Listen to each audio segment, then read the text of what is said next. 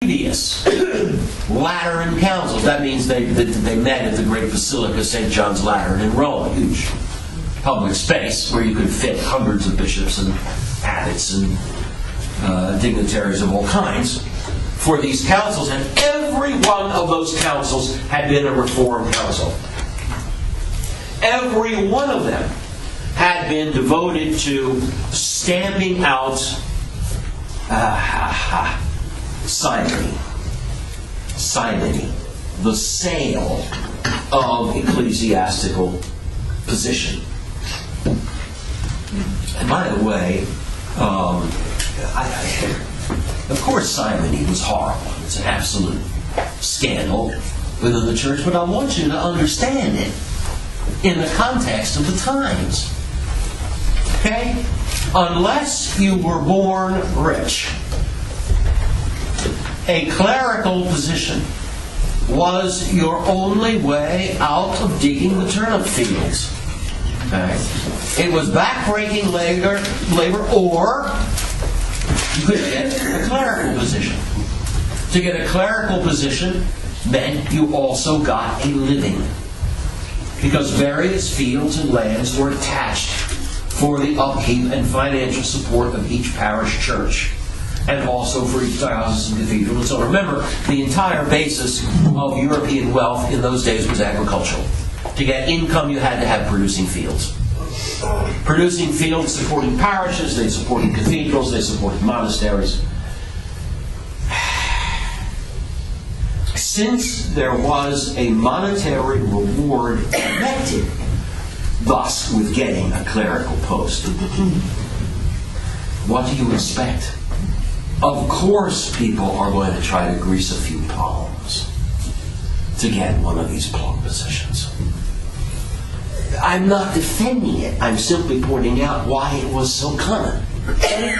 And why 5 medieval councils had to pass legislation to stop. And by the way, thanks to the Reform Acts of these councils, anyone who got an ordination or an episcopal consecration as a result of money changing hands was automatically defrocked and banned from acting as a clergyman. These councils also regulated the sale of relics. They also dealt with problems of usury, problems of abuse of, clerical celibacy. In Northern Europe, a lot of priests were covertly married. So these reforms were going on. And the last effort at it was within Luther's own lifetime. Lateran Council 5, 1515 to 1517. Now, in the same year that the council was closing, Luther posted his 95 Theses on the church door in Wittenberg, 1517. It was not a huge event, except in retrospect. This was just a parish church. People nailed up theses all the time because they were willing to debate things. In a way, you can relish the kind of civilization in which your entertainment is a theological debate. Yes. And people would do this all the time. If somebody had a good argument, they thought about something, they nail up. I'm willing to debate all comers on the following 5 topics. Pico della Mirandola had done it down in Italy. He nailed up 150 topics. Debate all comers. Well, that's what Luther was doing here. On the parish church in Wittenberg, it wasn't a great event, but the content of some of these points that Luther was willing to debate was disturbing, so disturbing that in the next year, 1518, Luther was summoned to meet with an important representative of the Holy See. News of Luther's views was spread. It spread through his order, and it spread through popular pamphlets. And Luther was summoned to meet with a very important Roman official named Gaetatus. In English, we usually call him Cajetan, C-A-J-E-T-A-N.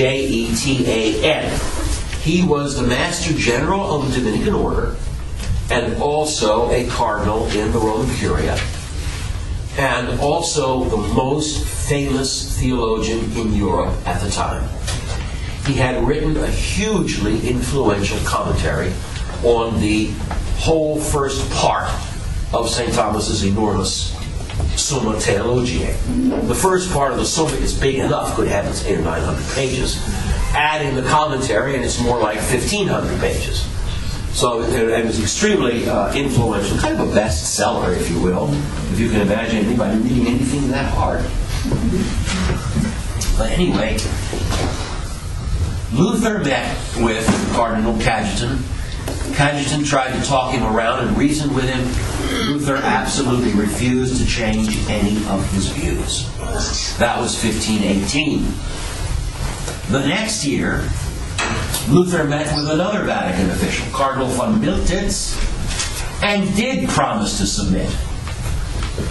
That was in 1519. He promised to submit, then he decided he wouldn't.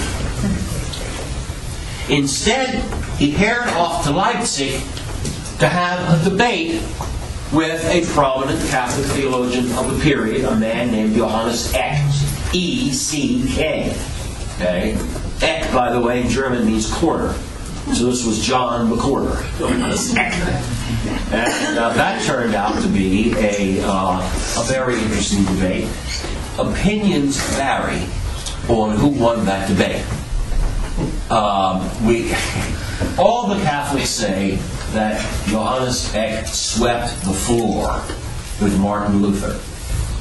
The Protestants have another opinion of the debate. Shades of recent presidential debates, perhaps. In that same year, 1519, another firebrand started preaching in Switzerland. That was Ulrich Zwingli. Z-W-I-N-G-L-I, Zwingli, started preaching in Zurich, 1519, and just for purposes of cross-reference, that's also the year that Cortez marched from the coast of Mexico all the way into the capital city of the Aztecs, 1519. Now then, Luther had been publishing his views for, what, 2 years, 3 years now. Preaching up a revolutionary point of view. Anti-hierarchical, anti-sacramental, against a number of important doctrines about free will and original sin, which I'll be getting into later. And already within those 3 years, Luther had lost control of his reform movement. Zwingli did not agree with Luther on fundamental points. In some ways, Zwingli was even more radical. So he starts preaching down in Zurich according to his own tune. Meanwhile, a sect has arisen called the Anabaptists. Now, Ana, A-N-A, is one of these little Greek words that means again. So Anabaptists were rebaptizers. They refused to accept any validity of infant baptism. Luther had defended infant baptism. The Anabaptists refused it. So they insisted on rebaptizing everybody as an adult, assuming that they manifested signs of belief and repentance and so on.